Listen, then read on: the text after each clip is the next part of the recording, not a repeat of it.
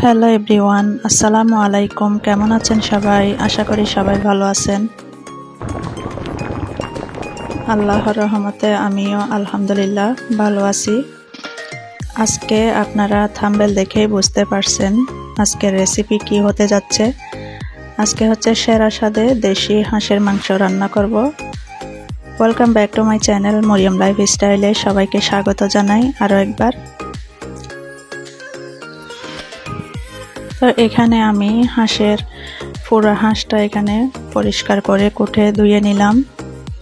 একটা প্লেটে করে আমি হাঁসের মাংসগুলা পিস করে এখানে রেখে দিছি। এখন হচ্ছে এদিকে যাবতীয় মশলাগুলা এখানে আমি রেডি করে নিলাম। এখানে হচ্ছে পেঁয়াজ বাটা, রসুন বাটা, পেঁয়াজ কুচি, আস্ত কাঁচামরিচ, এলাচ, দারচিনি, গরম মশলা, আদা বাটা, রাঁধুনি মাংসের মশলাও আছে, সয়াবিন তেল, হলুদ গুঁড়া, মরিচ গুঁড়া, সব কিছু কিন্তু এখানে দেখাই নাই, ব্যাক ক্যামেরাতে আছে এগুলা। তো এখন আমি উপকরণগুলো সব কিছু নিয়ে নিলাম। এখন আমি একটা পাতিল নিয়ে নিলাম। এর মধ্যে আমি পুরো একটা হাঁস যেটা কুটে বেছে পরিষ্কার করে নিলাম সেটা এখানে হাঁড়িতে দিয়ে দিলাম। তো এখন আমি পেঁয়াজ রসুন পেস্ট করে রাখা সেটাও দিয়ে দিলাম। এর মধ্যে দিয়ে দিলাম এলাচ, দারুচিনি, তেজপাতা। এখন আমি দিয়ে দিলাম 2 চা চামচ আদা বাটা। আদাটা একটু বেশি করে দিতে হয় যাতে মাংসটা সিদ্ধ হয়ে যায়। তো এখানে আমি রাঁধুনি মাংসের মশলা, হাঁসের মাংসের মশলা, স্বাদ মতো লবণ, 1 চা চামচ মরিচ গুঁড়া, হলুদের গুঁড়া 1 চা চামচ, সয়াবিন তেল দিয়ে আমি এখন হাতে মাখিয়ে নিব। ভালো করে কিন্তু মাখাতে হবে এটাকে। যত মাখাবেন হাতের সাহায্যে ততই কিন্তু স্বাদটা দ্বিগুণ বেড়ে যায়।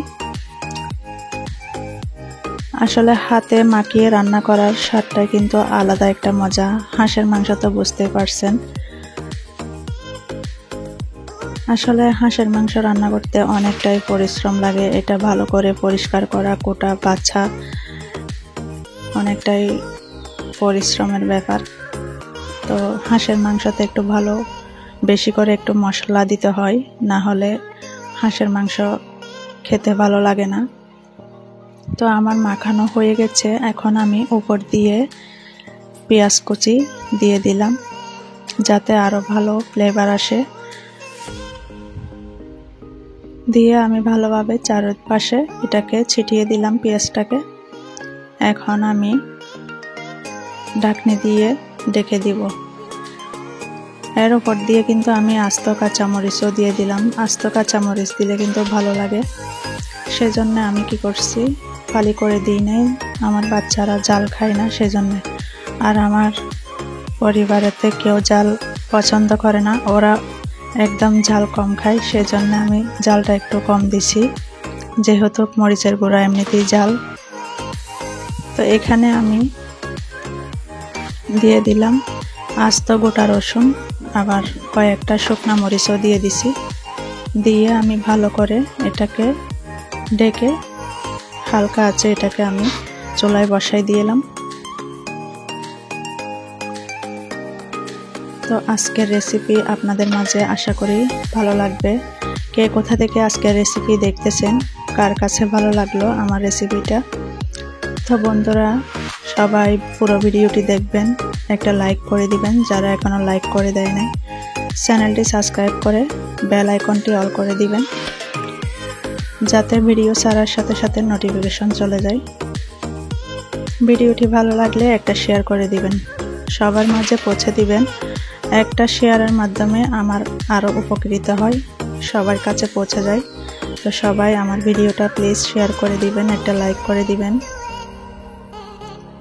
অনেকটাই কষ্ট পরিশ্রম করে কিন্তু আপনাদের মাঝে রেসিপি নিয়ে আসি। আপনারা সবাই ফুল ওয়াচ করে দেখবেন, কেউ স্কিপ করবেন না।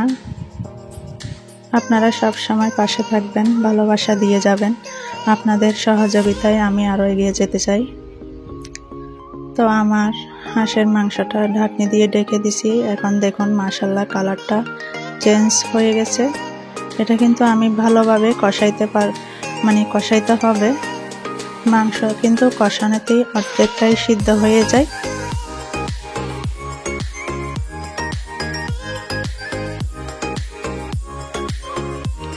তো আপনারা তো জানেনই রান্নাতে কি দেওয়া লাগে। রান্নাতে হচ্ছে মনোযোগ দিয়ে রান্না করলে রান্নাটা ভালো হয়। তো আমি এখন এটা ভালো করে কষাইতে দিয়ে দিচ্ছি। এখন আমি অল্প গরম পানি দিয়ে আরও একটু নাড়াচাড়া করে সিদ্ধ করে নেব এটা। তো হাঁসের মাংসতে আমি বেশি ঝোল রাখবো না, এটা কিন্তু মাখা মাখা। এটা কিন্তু আপনারা পরোটা দিয়ে, রুটি দিয়ে, চাউলের রুটি তো হলে কথাই নেই। চাউলের রুটি দিয়ে কিন্তু হাঁসের মাংস তো দারুণ, সবাই তো খেয়ে প্রশংসা করতেছে, এতটাই টেস্টি হয়েছে। রান্নাটা অসাধারণ ছিল। আসলে হাঁসের মাংস তো এমনিতেই মজাদার একটি রেসিপি, যে খাবে না সেও খাবে। তো আমার রেসিপি আপনাদের মাঝে কেমন লাগলো বন্ধুরা কমেন্ট বক্সে জানিয়ে দিবেন। তো আমার ভুল ত্রুটি ক্ষমা সুন্দর দৃষ্টিতে দেখবেন। তো দেখুন মাশাআল্লাহ কালারটা কত সুন্দর হয়ে চেঞ্জ হয়ে আসছে। এটা কিন্তু আরেকটু আমি সিদ্ধ করে নিব। হাঁসের মাংস একটু সিদ্ধ হলে ভালো লাগে খেতে।